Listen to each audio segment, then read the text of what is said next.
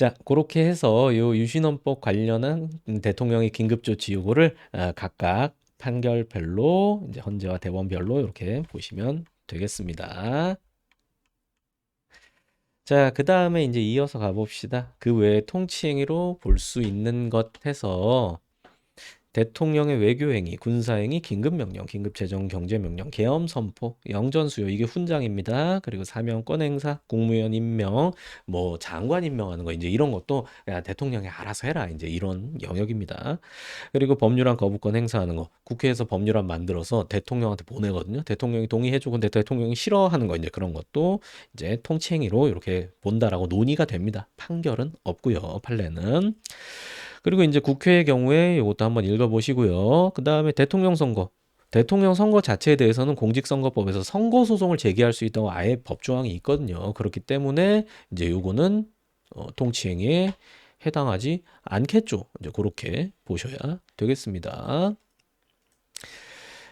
자, 그 다음에 계속 이어서 가보면요. 통치행위 주체 및 한계인데요. 첫 번째로 이거 분류를 잘 하셔야 돼요. 통치행위를 누가 하냐가 행위주체 문제예요. 행정부, 대통령 밑에 뭐 국회의원이나 장관이 통치행위를 한다. 사실 그거는 조금 그렇죠. 이게 네가 왜 나서 약간 이런 느낌이니까. 그러니까 보통 대통령 그리고 국회 왜 통치행위가 주체가 될 수 있냐면 얘네는 선출된 권력이잖아요. 국민이 수권을 줬잖아요. 근데 사법부는 우리가 뽑아준 게 아니란 말이에요. 그래서 통치행위 인정되지 않아요. 그리고 근데 이제 다른 측면입니다. 판단 주체. 통치행위에 해당해서 사법심사 안 되냐? 아니면 통치행위에 해당하지 않기 때문에 사법심사 가능하냐? 이거는 오로지 사법부에 의해서 이루어진다. 여기 사법부에는 대법원하고 이제 헌재하고 뭐 대법원 이하 각급 법원하고 이제 헌재하고 다 포함되는 개념입니다. 제가 이거 인문특강 때 제가 말씀드렸죠. 이것 때문에 뭐 댓글 막 하고 그랬다고. 그래서 이 대북송금 사건에서도 여기서 보면은 오로지 사법부만에 의해서 이루어져야 된다. 이렇게 오로지 이렇게 좀 극단적인 표현이 있잖아요. 국단이 아니라 극단적 표현. 이것도 또 팁입니다. 극단적 표현은 보통 거짓 지문이에요. 근데 아주 예외적으로 참인 지문이 될 수 있거든요. 참인 진술이 될 수 있어요. 그래서 이게 더 중요해요. 이게 더 중요해요. 이게. 그러니까 제가 나중에 문제풀이 할 때도 스킬로 이렇게 말씀드리는데 뭐 지문에서 이런 거 나오잖아요. 그러니까 절대로 반드시 언제나 항상 엄마 걸고 뭐 이런 거 엄마 걸면 안 돼요. 뭐 이제 하여튼간 그런 것 있으면은 거짓일 가능성이 극도로 높아집니다. 그런데 시험 중에서 어려운 시험 있잖아요. 뭐 예를 들어서 뭐한 법원행시급 뭐 5급 정도 되는 거 뭐 행정고시나 아니면은 뭐 변호사 시험 이런 데서는 이걸 꼬는 거예요.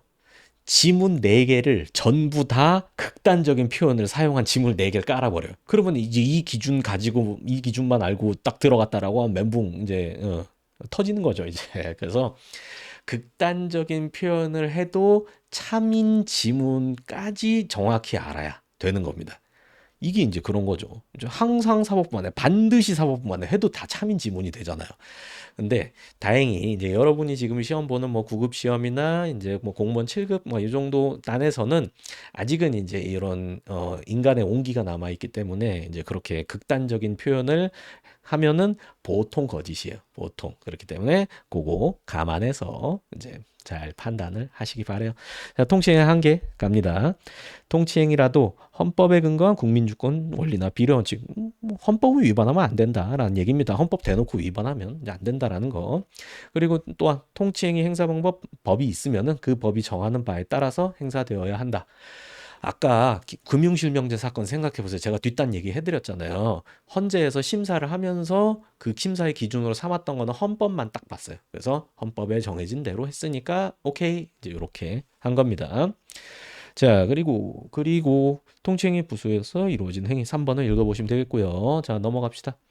정치적 법률 분쟁의 문제인데 요거는 이제 가볍게 한번 읽어보세요. 뭐 정치적 분쟁과 정치적 법률 분쟁이 있는데 이제 정치적 분쟁만 사법심사 대상에서 제외되고 법으로 판단할 수 있으면 뭐 이제 그렇다 이제 요런 멘트가 나올 수도 있어요. 나올 수도. 자, 그다음에 이제 3번 정치적 통제 이건 뭐냐면은 국민이 투표로 심판한다라는 거예요. 만약에 대통령이 어떤 결단을 했어요. 그런데 이제 법원에 제소하니까 법원에서 야 이거 통치행위가 심사 못해. 근데 그 대통령의 결단이 국민이 보기에는 이제 마음에 안 든 거죠. 뭐 결과도 안 좋았고. 그러면 대통령이나 뭐 우리나라에 연임제가 없으니까 대통령 말고 대통령 소속된 정당이나 뭐 이런 데다가 표를 던지질 않겠죠. 이제 그런 식으로 통제한다라는 거고요. 가분행위 이론 요건 또 한번 읽어보시기 바래요. 그다음에 금전적 구제의 가부도 한번 지금 읽어보세요. 아예 그냥 나온 김에 시간 좀 드릴게요.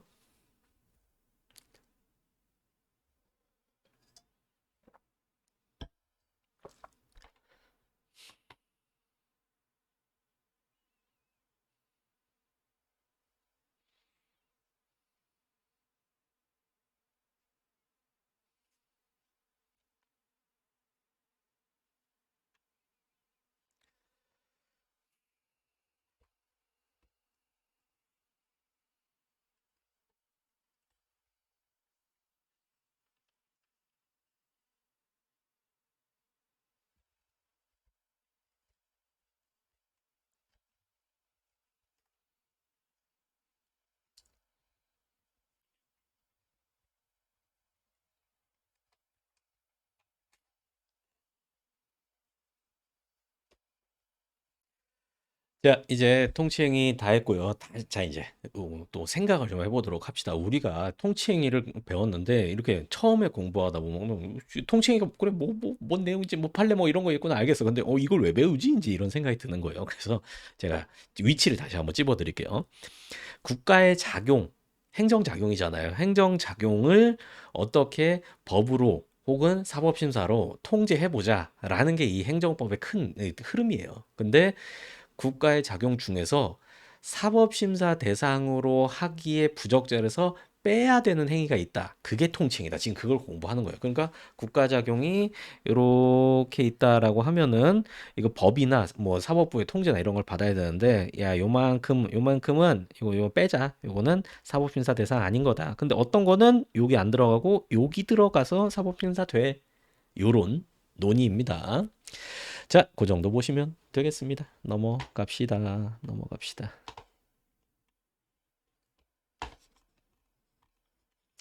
이제 행정의 분류인데요. 여기는 조금 가볍게 보셔도 됩니다. 자, 첫 번째 주체에 따른 분류 누가 하냐 문제죠. 국가행정은 국가가 직접 하는 거고요. 자치행정 같은 경우에는 뭐 지방자치단체가 하는 거고 위임행정은 뭐냐? 국가가 지자체한테 시키는 거. 단순하게 이렇게 생각하시면 됩니다. 근데 국가가 지자체한테 시킬 수도 있고 지자체도 상급, 하급이 있거든요. 그래서 또 거기서 위임할 수도 있고 아니면 국가나 지자체가 다른 공공단체나 사인한테 이렇게 위임을 할 수도 있어요. 그런 것도 이제 위임행정이죠. 그다음에 임무, 목적에 따른 분류입니다. 질서행정은 질서유지 행정이죠. 경찰이 하는 거 그런 거 생각하시면 되고요. 급부행정, 급부는 뭐 주는 거 생각하시면 돼요. 기본적으로 뭐 주는 거 하면 여러분 뭐 받는 게 제일 좋아요? 돈이죠, 돈. 그래서 돈 받는 거 혹은 뭐 쌀 받는 거 뭐 이런 게 급부행정이 될 겁니다. 유도행정은 이제 이쪽으로 좀 이렇게 사사사 유도하는 건데 우측 통행해라 뭐 이제 이런 게 유도행정이죠. 신호등 잘 지켜라 뭐 이런 것들. 그다음에 계획행정, 뭐 행정계획 수립해가지고 이제 착착착 하는 거, 뭐 3기 신도시를 만든다라는 거 이제 그런 게 여기 해당되고요. 공과행정, 공과금 이제 그런 거 들어보셨죠? 공과금 내야 된다라는 거, 뭐 조세나 부담금 같은 거 부과 징수하는 거. 그다음에 조달행정, 조달은 이제 이렇게 행정위에서 필요한 거를 사오는 거 말하는 거예요. 조달하는 거. 그래서 예를 들어서 서울시청에서 공무원들 앉을 의자를 뭐 30만 원짜리 뭐 비싼 의자 뭐 있지 뭐 허먼 밀런가 뭐 그런 걸로 확 교체해 준다. 이거는 한 200만 원 될 거예요 의자. 미쳤어. 실제로 그렇다는 건 아니고요. 의자가 가격이 미쳤다고. 어. 자, 그다음에 이제 법적 효과에 따른 분류입니다. 이것도 쉬워요. 침익적 이익을 침해한다라는 거, 국민의 자유 권익을 제한하면은 이익 침해주겠죠. 그리고 의무 부과에도 이익 침해겠죠. 그리고 이제 수익, 뭐 말 그대로 수익하는 거. 그럼 이거 딱 반대죠. 근데 복효는 뭐냐면은 여기 조그맣게 적어두세요. 복수 효과, 복효적 행정입니다. 그래서 수익적, 침익적 효과가 모두 나타나는데 이게 두 가지로 나뉘어요. 한 사람한테 수익이기도 침익이기도 아니면은 이제 한 사람한테 수익, 다른 사람한테 침익 이제 이렇게 되는 경우가 있습니다. 무슨 반대도 가능하고요. 자, 이제 법적 기속에 따른 분류인데요. 뭐 기속적 행정은 일정 요건이 충족되는 경우 반드시 행정부에게 의무가 부과되는 거예요. 요 요건 부과되면 반드시 뭐 해라. 이런 거 보통 침익적인 행정작용은 이런 경우가 많아요. 그래서 뭐 만약에 뭐 위반했으면 면허 취소를 하여야 한다. 법에 이렇게 정해져 있으면 행정부는 거기에 해당하는 사실관계에 있어 면허 취소 처분을 할 수밖에 없는 거죠. 근데 재량적 행정은 이건 또 수익적 행정행위에서 좀 많은데 어떤 행정 활동을 할 수도 있고 안 할 수도 있고 뭐 영업 허가를 부여할 때도 이제 그 우리 나중에 가면 이제 더 디테일하게 배우게 될 겁니다. 근데 영업 허가 받는 건 국민에게 수익이잖아요. 그러면은 뭐 이런 거는 이제 법에 뭐 할 수 있다 이런 식으로 규정되어 있는 경우가 많거든요. 그럼 할 수도 있고 안 할 수도 있고 쉽죠. 말 그대로 생각하시면 돼요. 이런 재량이나 기속 같은 단어가 뭔지 모르겠다 싶으면 이렇게 표시해 놓고 사전 찾아 보시고요. 사전 찾는 거 버릇 들이셔야 됩니다. 자, 그다음에 수단에 따른 분류예요. 권력적 행정과 비권력적 행정. 그래서 권력은 이제 강제하는 거죠. 권력적 강제. 단독으로 이제 아예 찍어 누르는 거 이렇게 생각하시면 돼요. 비권력적 행정, 쏴쏴쏴 유도하는 거죠. 해라 해라 해라 이렇게 하는 거. 그다음에 법적 형식에 따른 분류, 공법 형식, 사법 형식인데 요거는 단어 눈에 좀 익혀놔야 돼요. 자, 공법에서는 권력 행정과 관리 행정 이제 이렇게 나눠집니다. 뭐 그래서 여기서 뭐 관리 행정 해가지고 나중에 또 상세하게 나올 건데 뭐 비권력 행정, 비권력 작용. 요렇게도 이제 표현을 합니다. 상세한 건 뒤에서 할 거예요. 그러니까 여기서는 그냥 읽고 넘어가는 수준이에요. 그리고 사법 형식 행정에서 뭐 협의회 국고행정과 행정사법 이런 게 있습니다. 요건 지금 그냥 가볍게 요런 용어들이 있구나 정도 보시고 옆에 읽고 넘기는 거예요. 뒤에 또 자세하게 등장하니까요. 자, 그다음 이제 행정법의 의의입니다. 자, 행정법 뭐냐? 자, 여기 두 문자 나옵니다. 행정법이 뭐냐라고 하면은 행정법은 조용구법이다. 이렇게 조용구. 예전에 제 동생 이름입니다. 동생 조용구. 용구야 해서 행정법은 조용구법 두 문자예요. 그래서 행정조직법, 행정작용법, 행정구제법 이렇게 구성이 됩니다. 그 행정작용을 하는 조직을 어떻게 만드냐, 그리고 어떤 작용을 하냐, 그리고 그에 대한 침해가 발생하면 구제를 어떻게 하냐, 이게 핵심이에요. 그래서 2번 지금 눈으로 한번 읽어보시고요.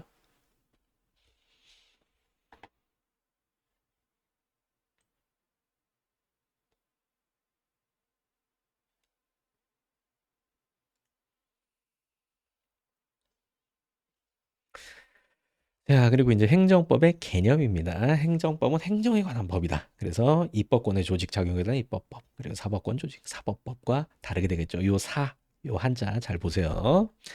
그 다음에 행정법, 행정에 관한 공법으로 행정 주체가 재산권의 주체로서 행하는, 그러니까 물자를 구입하는 등 이게 재산권의 주체로서 행한다 이런 표현인데 좀 익숙하지 않죠. 그러니까 단순하게 이해로 생각하세요. 서울시청에서 의자 산다, A4 용지 산다 이런 게 국고행정이라고 불립니다. 이런 거는 사법, 민법에 의해서 규율되는 겁니다.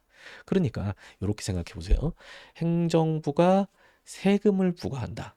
서울시청이 세금 부과한다. 그러면은 공법에 해당하는 세법에 따라서 해야 돼요. 그런데 서울시청에서 의자 산다라고 하면 국민이랑 똑같은 지위이기 때문에 똑같이 국민에게 적용받는 민법을 그대로 적용받는다. 뭔 얘기인지 아시겠죠? 그리고 여기 보세요. 용어. 한자로 썼는데 이것도 사법이고 이것도 사법이야.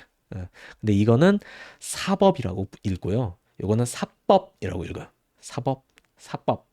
그래서 요 개인 간의 관계를 규율하는 게 사법이고요. 이제 형사사법 이렇게 얘기할 때 사법부, 사법권 할 때는 사법 이렇게 합니다. 법을 판단하고 적용하는 작용, 재판 작용 이렇게 생각하시면 돼요.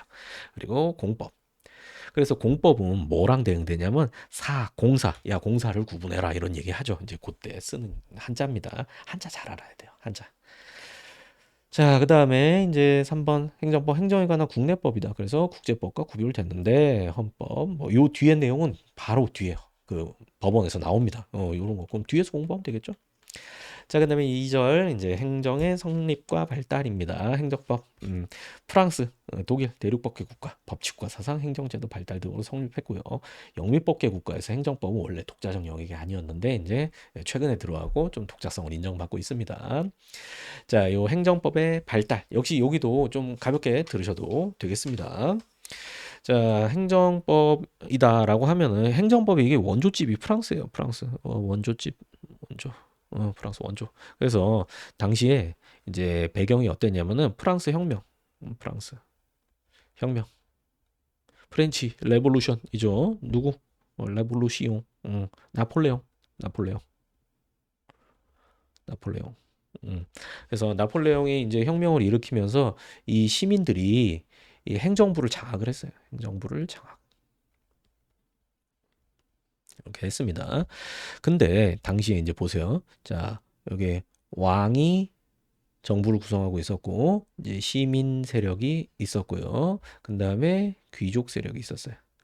근데 이 귀족들이 뭘 갖고 있었냐면은 이제 그 법원이 귀족들로 구성돼 있었거든요. 그리고 요 정부는 이제 왕이 맡고, 그리고 요 시민들의 힘이 점점 커져가고 있었어요. 그래서 이 시민들이 요 의회 권력, 이제 입법권뿐만 아니라 요 행정권까지 시민들이 먹은 거예요. 왕은 어떻게 했어요? 단두대, 목댕강 이제 이렇게 쑥 이렇게 해버렸죠. 그러니까 이제 요 정부를 시민 세력이 이제 그 확보를 하게 된 거예요. 그리고 나서 이제 어떤 일이 있었냐면은 요 정부에서 돌아가는 일에 대해서 법적 분쟁이 생기면은 요거를 이 귀족이 담당하는 귀족들이 지배하고 있는 요 법원으로 가져가면은 이제 아무래도 이해가 충돌할 거 아니야. 그래서 그때 야, 행정 사건은 행정부 내에 재판소를 따로 만들자.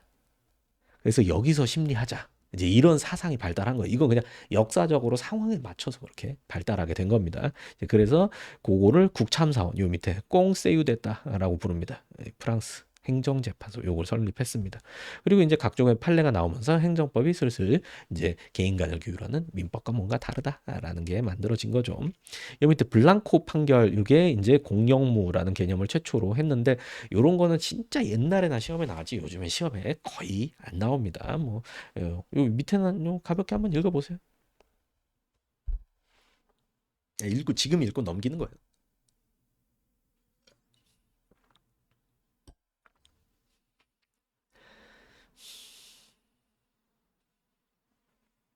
아직까지 인터넷 문제가 없습니다. 아까는 갑자기 막 여기 수치가 막 떨어지더라고요.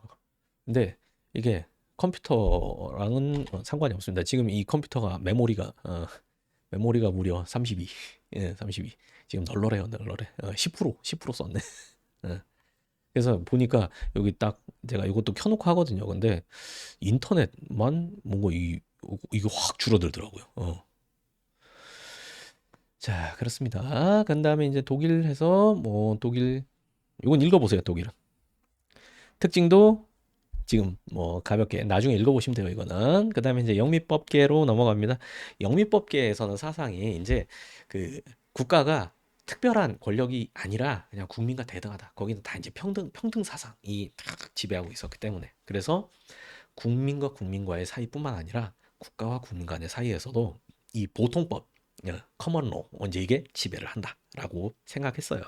근데 국가를 돌리다 보니까 아무래도 국민 사이의 관계랑 다르게 국가와 국민 사이의 관계는 뭔가 좀 특별한 규율이 필요하다라는 사상이 뭐 어쩔 수 없던 거예요. 이게 달라.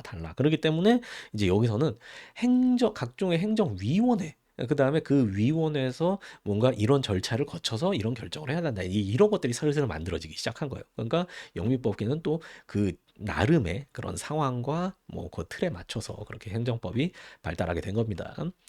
뭐 그러려니 하시면 됩니다. 너무 여기에 꽂히지 마세요. 자, 절차법 중심으로 발전하였다. 뭐 이 정도 보시고 그다음에 영미법계는 뭐 법원이 행정법원을 따로 만들 게 아니라 그냥 일반 법원이 다 한다. 라고 했고 우리나라는 짬뽕이에요. 독일법 영향으로 공사법 딱 구별을 하는데 근데 행정소송은 일반 법원 하에 있는 행정법원 이제 거기서 하기 때문에 이게 짬뽕적인 특성이 있습니다. 자, 행정법의 특수성으로 넘어갑니다. 규정 내용상 행정주체의 우월성을 인정해요. 요거는 세금 생각해 보시면 돼요. 자, 국민 간에 서로 돈 빌려주고 안 갚는다 그래서 강제로 뺏어올 수 없어요. 근데 국가는 세금을 부과해요. 안 내요. 뺏어올 수 있어요. 지자체도 안 내면 뺏어올 수 있어요. 이거를 강제징수라고 하거든요. 강제징수. 강제징수권. 이거 딱 생각하면 단순합니다. 근데 이런 건 법률에서 인정하기 때문에 이제 법에서 밀어주니까 행정부가 이제 거기서 힘을 발휘한다. 이렇게 생각하시면 돼요. 자, 공익우선성에서 이제 행정법은 공익 실현을 기본 목적으로 합니다. 이제 민법은 개인 간 사적인 이익의 조정을 목적으로 하는데 이제 공법은 다르죠. 그다음에 규정 형식상의 특수성 해가지고 이제 요 민법은 요런 아니 우리나라는 기본적으로 성문법주의야 기본적으로. 그래서 이제 근데 요 공법에서는 특히 성문성이 조금 더 중요하다. 조금 더 중요하다. 근데 행정법 영역에서도 불문법 인정하거든요. 그렇기 때문에 뭐 그 정도 보시면 됩니다. 그리고 형식의 다양성. 원래 다양해요. 원래 다.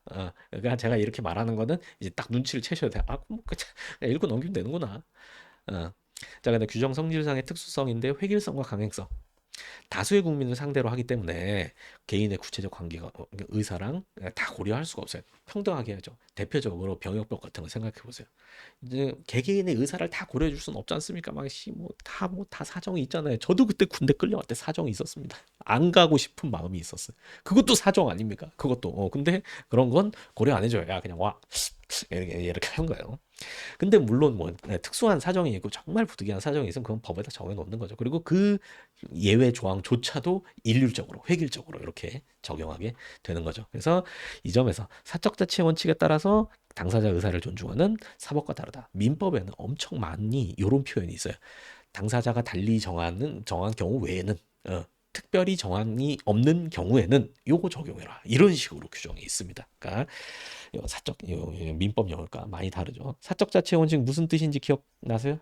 제가 뭐라고 설명드렸어요? 인문 특강을 들어야 이제 이게 나옵니다. 인문 꼭 들으세요. 자, 사적 자치 원칙은 이제 요거죠. 원하는 대로. 그리고 더 중요한 거. 싫음 말아라. 싫음 말고. 요게 사적 자치 원칙이었죠. 자, 그다음에 기술성, 수단성. 행정법은 행정 목적 실현. 이거 공익이죠. 행정 목적이 공익이죠. 공익 실현을 위한 수단적인 것이다라고 해서 요 멘트는 이제 봐두세요. 헌법은 변해도 행정법은 변하지 않는다. 오토마이어라는 이제 독일 성님이 하신 얘기입니다. 자, 그리고 이제 단속 규정성인데요. 자, 여기 1번, 2번 읽어보세요.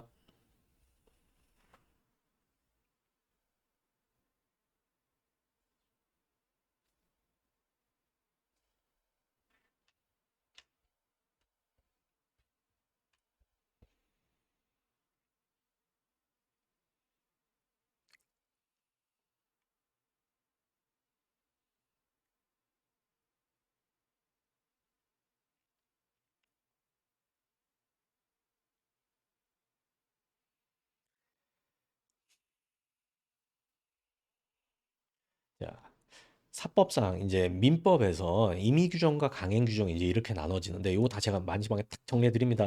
일단 쭉 듣는 거예요. 강행 규정은 이제 효력 규정으로 이루어져 있어가지고 그 위반하면 법적 효력이 발생하지 않는다. 대표적인 게 이제 뭐 민법 103조 이런 거 적어 놓으세요. 이제 반사회 질서적 법률행위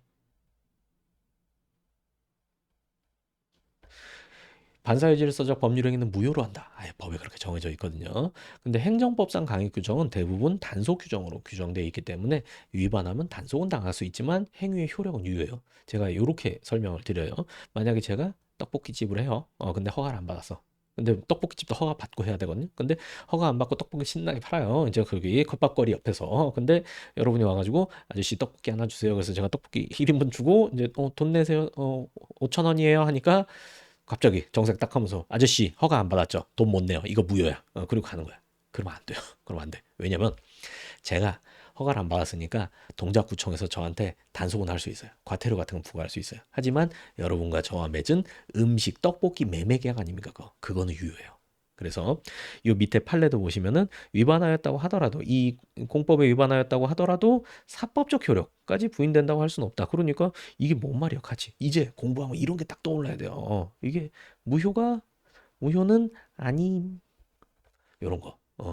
요렇게 강의를 하니까 또 요렇게 바로 설명드릴 수 있어서 이게 좋네요. 이게 수업할 때는 그냥 말로 딱 하니까 제가 말로 딱 하면서도 여러 번 이렇게 싹 보거든요. 제가 또 강의 짬밥이 있으니까 이제 여러 번 이제 스캔을 쫙 합니다. 그런데 이렇게 딱 얘기하면은 한 50%도 안 돼요. 이렇게 막 딱 캐치하고 딱 적는 거. 대부분은 그냥 보고 그리고 넘어가요. 그러면 이제 여러분 머릿속에 휘발되죠. 왜? 제가 그 이후에 말을 또 얼마 많이 하는데. 그러니까 이런 거 괜찮네요. 인터넷 지금 괜찮아요. 괜찮아요. 아무래도 인터넷이 수상합니다. 자, 그리고 제가 이제 여기 관련된 내용, 이거 엄청 중요한 내용이니까 제가 정리해 드릴게요. 와, 막 대박. 엄청 중요해. 엄청 중요해. 여기 공간을 좀 확보해 보도록 하겠습니다. 잘 정리하세요, 이거. 자, 그 위에 있는 내용이에요. 그 위에 있는 내용인데, 자, 이게 처음에 이제 여기서 시작합니다. 강행 규정. 강행 규정이라는 용어가 두 가지 의미가 있어요. 임의로 적용을 배제하는 게 불가하다. 그러니까 당사자 의사가 따로 있더라도 그래도 이건 무조건 적용해야 된다 이거예요. 제가 인문특강에서 이자제한법 그 얘기 해드린 거 그게 강행 규정이에요. 그래서 요거의 반대말이 뭐냐라고 하면은 이게 임의 규정이에요. 임의 규정. 요거는 이제 인문특강에서 말씀드린 그 이자 정해진 바가 당사자가 정하지 않았으면 5%로 한다. 이렇게 임의 규정. 그리고 강행 규정의 또 다른 의미는 뭐냐면은 이 규정을 위반 시에 그 효력이 아예 부인되는 거. 무효죠, 무효. 요게 효력 규정이에요. 저 이제 글씨도 잘 쓰죠. 그리고 위반 시에 제재만 받는 거. 이걸 단속 규정이라고 해요. 그 다음에 얘네랑 대응되는 용어가 뭐냐면 훈시 규정이에요. 보세요. 훈시 규정은 위반해도 괜찮다는 거예요. 위반해도 효력도 영향 없고 제재도 안 받아. 그런 걸 훈시 규정이라고 합니다. 그래서 보통 훈시 규정은 행정부나 법원에 뭐 지켜라, 뭐 무슨 기간 지켜라 하는 게 이제 보통 훈시 규정이 많습니다.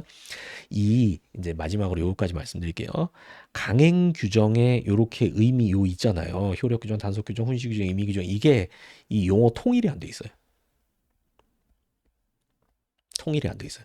그래서 어떤 경우에는 뭐 효력 규정과 임의 규정 막 이렇게 설명하는 막 자료도 있고 그래요. 그리고 여러분 막 인터넷에서 떠도는 자료 그런 거는 이제 보시면은 막 뒤죽박죽으로 막 써놨어요. 근데 자기도 나름대로 뭐 이제 알아서 썼을 수도 있고 몰라 썼을 수도 있는데 용어가 통일이 안 돼 있으니까 여러분은 제가 알려드리는 대로 하세요. 제가 알려드린 대로. 요렇게 하면은 틀리진 않아요. 요런 것도 제가 다 정리를 해서 여러분한테 제가 엄마 펭귄의 마음으로 씩 토해가지고 여러분 입에다가 넣어드리는 거니까 이렇게 받아 먹으시면 돼요. 그렇습니다. 아이고 말을 많이 했더니 정리하셨죠? 자 다시 돌아가 봅시다. 자, 행정법의 지도 원리로 넘어가 볼게요. 자, 행정법은 헌법 정신 이념 구체적으로 실현하는 법률. 헌법이 맨 위에 있고요. 그러니까 행정법이 이제 그 밑에서 받쳐주는 거죠. 헌법은 국가 최고법이다. 모든 법은 헌법의 집행법으로서의 성격을 가진다. 행정법은 헌법의 구체화법. 베르너 형님이 말씀하신 거고요. 이런 거 시험에 안 나와요. 걱정하지 마세요. 베르너인지 베르난지 뭐 이씨 안 나와. 그리고 헌법에 지금 우리가 배울 건 뭐냐면은 요거 하는 거예요. 행정이 준수해야 할 기본적인 원리. 헌법에 뭐가 있는가 그거 보는 겁니다. 이것도 가볍게 봅시다. 자, 민주국가의 원리. 해서 대한민국 민주공화국이다. 국민이 주인이다. 자, 그래서 이거를 의사결정권이라고 제가 말씀드렸죠. 의사결정권. 국민한테 있는 거예요. 의사결정을 또 뭐라고 표현하냐. 주권이 그 얘기입니다. 몰랐죠? 주권. 대한민국의 주권은 국민에게 있다. 이렇게 다시 한번 얘기하는 거예요. 요 안에도 그 의미가 들어있지만 모든 권력은 국민으로부터 나온다라는 거. 말이 멋지죠 아주. 실제로 지켜지는지 모르겠어요. 주권이 있습니까 우리에게? 자, 그래서 이제 1번, 2번 이제 요거는 복습할 때 딱 읽어보시고요. 자, 요 국민의 기본권 보장 헌법 10조. 헌법 10조. 자, 봅시다. 모든 국민은 인간으로서의 존엄과 가치 이게 제일 중요한 거예요. 이게 인간 존엄과 가치. 인간은 인간이라는 이유만으로 존중받아야 된다라는 의미입니다. 뭐 팔이 하나 없든지 뭐가 좀 부족하든지 인간이면 동등하게 존중받아야 된다라는 얘기입니다. 그리고 행복을 추구할 권리. 행복 추구권 많이 얘기하죠. 이 행복 추구권에 기본권이 응집되어 있는 거예요. 얘랑 얘가 그냥 모든 기본권을 다 포괄하고 있다. 이렇게 설명이 됩니다. 행복 추구권이라는 건 행복이 뭡니까? 행복이 뭐예요, 여러분? 행복. 수업 듣는 게 행복합니까? 여러분 인터넷이 끊겨 막 행복해요? 행복해? 행복이 너무 막 대단한 게 아니라 이런 거예요. 내가 하고 싶은 대로 하는 거 이겁니다. 내가 하고 싶은 대로 하는 거. 지금 자고 싶으면 자고 맥주 한 잔 때리고 싶으면 한 잔 때리고 집에 가고 싶으면 가고. 물론 뭐 이제 여러분 그렇게 해서 그 행복이라는 게 이제 뭐 내가 하고 싶은 대로 그냥 막 살 거야. 뭐 이거는 정말 궁극적인 행복일까 그런 건 생각해 봐야 되는데 여기서 말하는 행복을 추구할 권리는 자기가 하고 싶은 대로 원하는 대로 살 수 있는 권리 그런 걸 말하는 겁니다. 물론 이제 이 뒷단에는 자기가 원하는 대로 사는 거 좋은데 그게 남의 권리를 침해한다라고 하면 또 그거는 인정이 안 되겠죠. 이제 그런 것까지 연관이 돼 있는 거고요. 자, 그리고 국가는 개인이 가지는 불가침의 인권, 기본적인 권을 확인하고 이를 보장할 의무를 진다. 그러니까 헌법의 정신도 이거예요.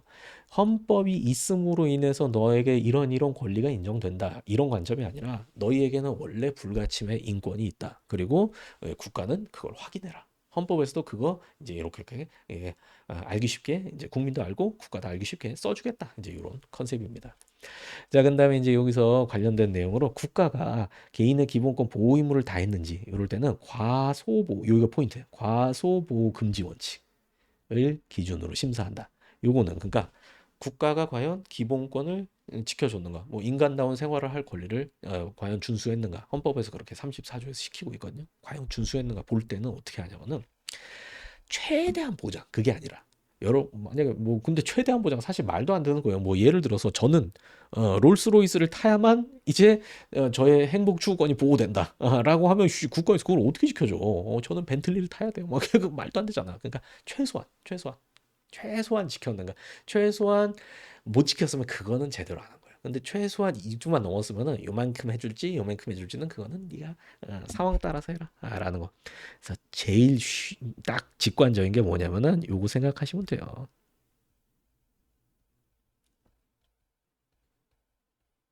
최저임금제, 최저임금제, 최소생활비 이런 거 있잖아요. 최저임금 최저임금 딱 기준으로 해서 만약에 공무원 뭐 아니 만약에 이제 이런 최저임금제 아니면은 이제 아니면 최소생활비 요걸로 요게 좀 더 직관적일 것 같네요. 만약에 이제 좀 이렇게 어렵게 상황상 어렵게 사는 사람들한테 국가에서 이제 지원금을 주잖아요. 생계 지원금. 근데 그 생계 지원금이 이제 최소 수준을 넘었다라고 하면 그건 오케이야. 그건 국가가 돈이 많으면 좀 많이 줄 수 있는 거고 아니면 좀 뭐 적게 줄 수 있는 거고. 근데 국가에서 야 우리 돈 없어 그러면서 요거 밑으로 준다라고 하면 그거는 위헌이다라는 거죠. 그래서 요 내용도 역시 읽어보시면 됩니다. 자, 그런 다음에 이제 법치국가의 원리로 가봅시다. 법치국가 원리. 국가 적용은 헌법과 법률에 의해 행해져야 된다. 법에 의한 통치가 되어야 된다. 반대말 뭐겠어요? 인치입니다. 사람의 의사결정, 사람에 의한 통치가 아니라 법에 딱 써놓고 그거대로 결정해라 라는 거. 그리고 또 하나 더 있어요. 법치주의랑 관련된 게 이 구제제도예요. 구제제도. 구제제도가 마련돼 있어야 법치주의를 잘 지켰구나 이렇게 볼 수 있는 겁니다. 나머지는 읽어 보시고요. 그다음에 형식적 법치국가와 실질적 법치국가. 형식적 법치국가, 실질적 법치국가 또 거대 담론이 또 나왔네요. 이게 이제 어떤 거냐면 음, 최초의 법치국가 사상이 나왔을 때는 이런 좀 단순한 거였어요. 이 형식적 법치국가에서는 이제 국가작용이 법에 근거해서 행해지면 되고 그리고 그 법의 내용이나 이념은 문제 삼지 않는다. 이제 이런 거였어요. 그렇기 때문에 이게 법만 있으면 되는 거 아니야? 법만 있으면 되잖아. 이제 이런 사상이었어요. 예전에는 법 없이도 막 국가 권력을 행사했으니까 이만큼만 해도 엄청 진보한 거죠. 근데 이게 문제가 어디서 튀어나왔냐면은 법의 내용과 무관하게 법률 형식으로만 행해진다면 모든 국가장이 정당화된다 이론 이렇게 변질돼 버렸어요. 그래서 나치가 나왔습니다. 나치라는 괴물이 나왔어요. 당시에 독일이 어땠냐면 또 간단히 말씀드릴게요. 독일이 1차 대전에서 패망을 했어요. 1차 대전 패배. 그리고 막대한 전쟁 배상금을 물게 됐습니다. 프랑스랑 영국이랑 막 엄청나게 때린 거예요. 그러니까 이 배상금을 주려면은 독일 마르크화를 막 찍어내야 될 거 아닙니까? 당시 마르크 썼으니까. 그래서 마르크화를 막 찍어내서 배상금 주고 막 그러다 보니까 이 독일 내에서 발생하는 부가가치보다 통화 화폐가 너무 많이 돌기 시작한 거예요. 그러니까 이러면은 이제 물가 상승이라는 건데 이렇게 생각하면 돼요. 물건 전체 가격하고 시장에 돌아다니는 통화, 돈의 그 총량하고 밸런스가 맞아야 돼요.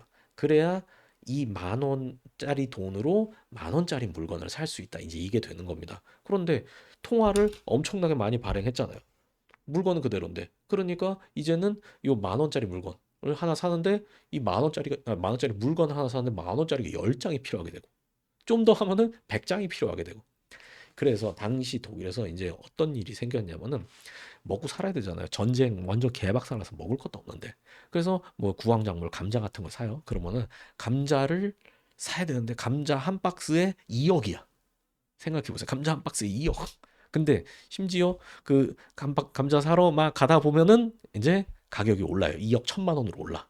여러분 생각해 보세요. 여러분 주머니에 얼마 있어요? 여러분이 만약에 은퇴하고 나면은 이제 돈을 뭐 얼마쯤 모여 있을 것 같아요? 뭐 한 뭐 5억, 뭐 10억 막 이렇게 모여 있다라고 해봐요. 그럼 여러분의 그 10억이란 건 여러분의 평생을 갈아 넣은 노후 자금 아닙니까? 이거 가지고 내가 밥숟가락 놓기 전까지 최대한 인간답게 이제 즐겁게 살아야 될 거 아닙니까? 근데 국가에서 이딴 식으로 전쟁하고 막 이게 돈 풀고 막 그렇게 하면은 내 인생이 감자 5박스로 변해요. 5박스 먹고 나면 끝이란 말이에요. 물가 상승이 얼마나 무서운 건지 알겠죠? 지금 또 이제 뭐 코로나로 돈 신나게 세계에서 풀었는데 물가 상승이 어마어마해요. 지금 미국도 난리 났고 우리나라도 점점 올라가고 있잖아요. 막 물건 가격, 뭐 음식 가격 막 이제 이런 거 오르고 있잖아요. 국가에서도 이 물가 잡는 게 엄청 중요한 거예요. 엄청 국민의 생활의 근본이 흔들리기 때문에. 근데 당시에 여기서 독일에 이제 경제 개박살 났어요. 그러니까 국민들이 엄청 화가 나 있겠죠. 화가 나 있겠죠. 내가 전쟁 결정한 것도 아닌데 내가 왜 피해를 받아야 되냐. 그리고 내 주변에 젊은 내 아들 다 가서 전쟁에서 죽고 막 그러니까 화가 났어요. 근데 당시에 이제 정치인들은 뭐 이런 거에 대해서 좀 바로 해결을 못 해줬죠. 그런데 누가 등장했는가?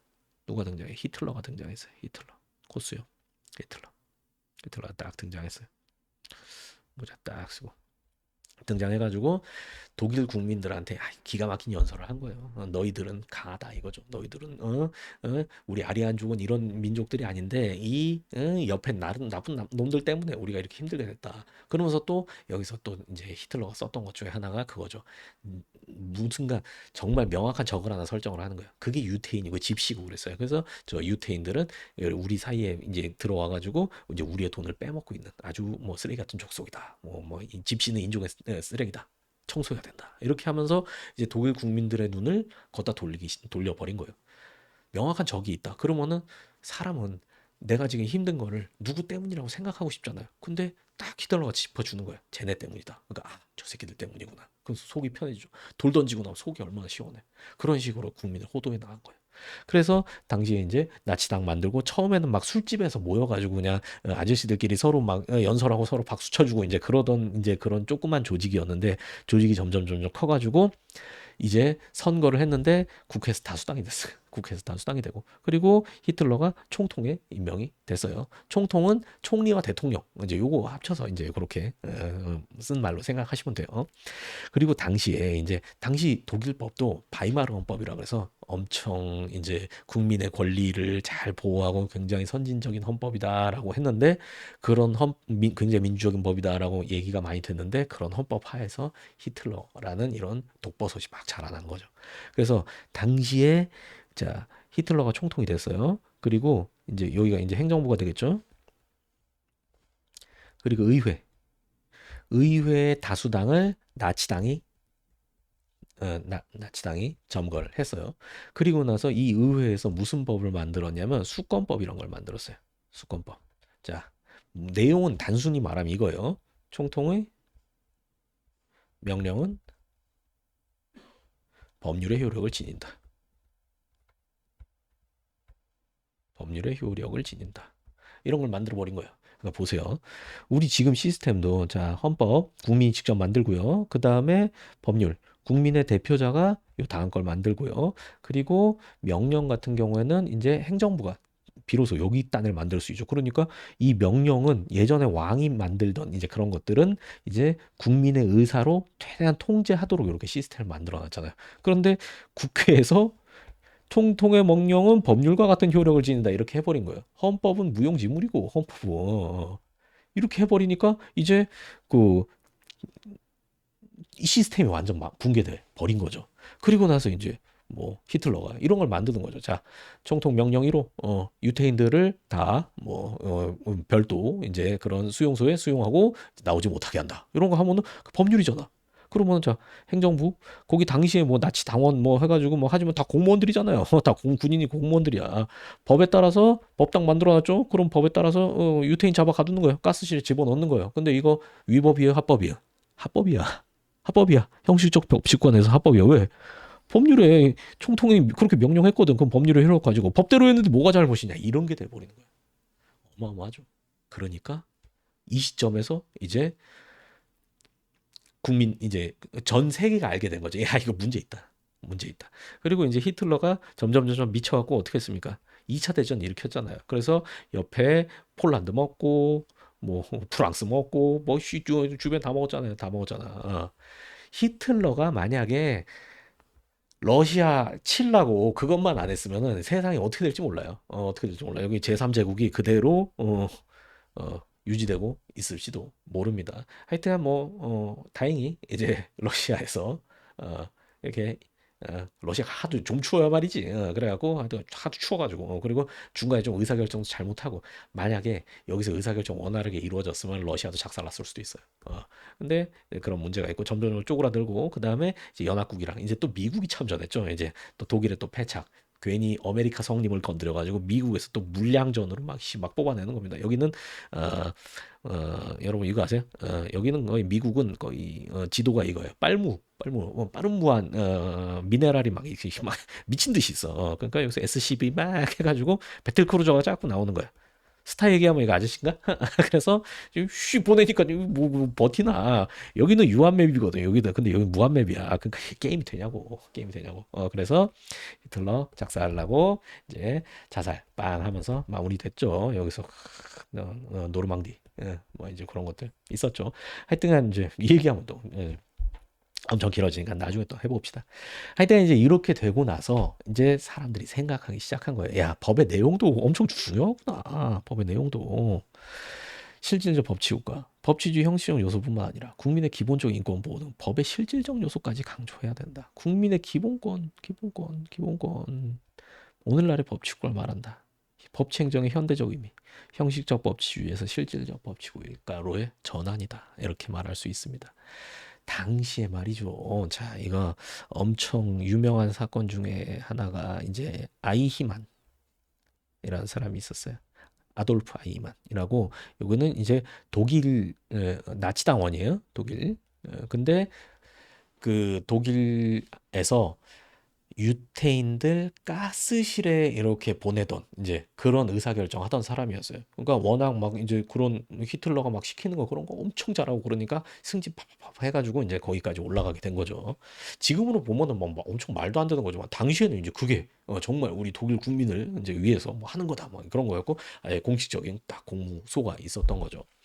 그래서 이제 이 아이히만이 가스실에 보내서 죽인 유태인 수만 어마어마해요. 아이히만이 얼마나 일을 잘했냐면은 유태인을 최대한 빠르고 쉽고 정확하게 죽일 수 있는 그런 방법을 계속 개발해낸 사람이에요. 그런데 당시에는 엄청 인정받았겠죠. 아, 유능한 공무원이다 막 하면서. 그리고 나서 이제 전쟁 끝나고 나서 아이히만이 튀었어요. 뭐 히틀러는 자살하고 그 옆에 있는 놈들도 뭐 잡히거나 아니면 죽거나 그랬는데 이제 요 아이히만은 튀었어요. 튀어서 이제 못 찾았어요. 못 찾았는데 이거 어떻게든 잡아야 된다. 누가 잡았을까요? 이 독일에게 완전 핍박받았던 유태인이 세운 나라가 어딥니까? 이스라엘이죠. 이스라엘. 이스라엘의 정보국에서 아이히만이 남미에 숨어 있다라는 걸 알았어요. 그래가지고 이제 남미에 몰래 그 정보원, 우리나라 따지면 국정원 이제 그런 걸 파견해가지고 아이만을 체포해 왔어요. 체포해 왔어. 그래서 당시 이 아이만이 있던 나라랑 국제 분쟁까지 있을 뻔했어요. 그러니까 만약에 우리나라 입장에서 외국인이라 하더라도 우리나라에 들어와 있는데 딴 나라 뭐 정보 요원들이 걔 잡아서 지네 나라로 간다라고 하면 이제 우리나라 입장에서는 야, 우리 무시하니? 약간 이렇게 되는 거거든요. 하여튼 그래서 아이만이 이스라엘로 압송이 됐습니다. 그리고 뭐 다 막 돌 던져서 죽이고 싶겠지만 이제 우리는 이제 이성을 갖고 해야겠죠. 그래서 재판을 했어요. 재판. 형사 재판을 열었습니다. 그래서 재판을 했는데 아이만이 나와서 자신을 적극적으로 변론을 했습니다. 물론 이제 나는 그래 유태인 그렇게 한 거 잘못된 거 안다. 근데 문제는 뭐냐면은 나는 공무원이고 그리고 공무원은 위에서 시키는 대로 해야 될 거 아니냐. 그리고 당시 법을 집행해야 될 거 아니냐. 근데 당시 법이 유태인을 가스실로 보내는 게 법이었다. 내가 법 집행해야 되는 입장에서 법 집행 열심히 했는데 내가 무슨 잘못이냐? 내가 어떻게 했어야 되냐? 이렇게 얘기를 한 거예요. 이렇게. 그러니까 참 안타까운 일이죠. 안타까운 이게 나름 말은 되잖아요. 물론 뭐 진짜 나쁜 놈이다 할 수 있겠지만 자기도 막 그렇게 주장하는 거예요. 그리고 더 놀라운 게 뭐였냐면 이 아이히만 개인적으로 보면은 또 좋은 사람이야. 좋은 사람이야. 어땠냐면은 집에서는 엄청 좋은 가장이야. 좋은 아빠고 좋은 남편이야. 가족 엄청 잘 챙기고. 그리고 직장에 가서는 막 후임자들한테 자유롭게 막 일도 잘 가르쳐 주고 그리고 막 핍박하지 않고 이렇게 하면서 막 치어업도 잘해주고 막 그래. 그리고 자기 맡은 일은 또 기가 막히게 해내. 그런 사람이에요. 그리고 개인적으로 자기 사비를 털어가지고 유태인들 다니는 학교도 지어줬어요. 여러분 생각해보세요. 학교 짓는데 얼마나 들 것 같아요? 지금 생각해보세요. 지금 뭐 학교를 하나 짓는다. 얼마를 내야 될 것 같고 그리고 사실 그렇게 학교를 짓는데 여러분 아무리 돈이 많다 그래도 섣불리 선뜻 그거 하기는 쉽지 않은 일이잖아요. 근데 유태인을 위해서 그런 학교까지 지어주고 했다니까 사람들이 벙찐 거들. 와, 씨 뭐냐? 문제가 뭐냐면요. 사람들은 아이히만이 악마일 것이라고 생각했어요. 악마. 그리고 아이만이 악마였으면 한 거예요. 아이만이 악마다라고 하면은 마음이 편하잖아요. 악마가 악마했구나. 악마가 악마짓 했구나라고. 그런데 보니까 보통 사람이고 착한 사람이에요. 어찌 보면 나보다 착한 일을 더 많이 했네. 어. 그리고 나름 자기가 했던 거에 대한 막 이유도 있어. 그러니까 사람들이 충격을 받은 거죠. 여기서 나온 얘기가 이거예요. 악의 평범성. 악의 평범성. 너무 평범해. 근데 악마야. 엄청 좋은 아빠인데 유태인을 어떻게 하면 가스실에서 쉽게 죽일 수 있을까? 그런 거 연구해. 근데 그게 법에 써 있는 대로 한 거야. 그러니까 참 인류가 충격을 받은 거죠. 그러면서 이때 다시 이제 전 세계적으로 야, 법이 형식만 중요한 게 아니라 그 내용까지도 중요하다. 그러면서 다시 자연법이란 게 또 중요해지기 시작했고 이제 그런 인권 사상이라든가 이런 게 다시 대두되기 시작한 겁니다. 그러면서 오늘날의 법치 국가가 이제 만들어진 거죠. 그래서 오늘날의 법치 국가는 일단 그 형식, 시스템 자체도 국민의 대표자인 국회가 만든 법률에 따라서 행정이 행해져야 된다. 그리고 그 법률의 내용도 헌법상의 기본적 인권이나 이제 국민의 권리 이런 걸 존중하는 정의로운 내용까지 갖고 있어야 된다. 이것까지 발전한 게 실질적 법치국가입니다. 밑에 내용은 읽어보시고요. 그 다음에 요 밑에 기타 지도 원리 요거는 가볍게 읽어보시면 되는 겁니다. 자, 오늘 이런다. 오늘이 아니라 이번 시간은 여기까지 하고 끊도록 하겠습니다. 역시 쉬는 시간은 15분입니다. 자,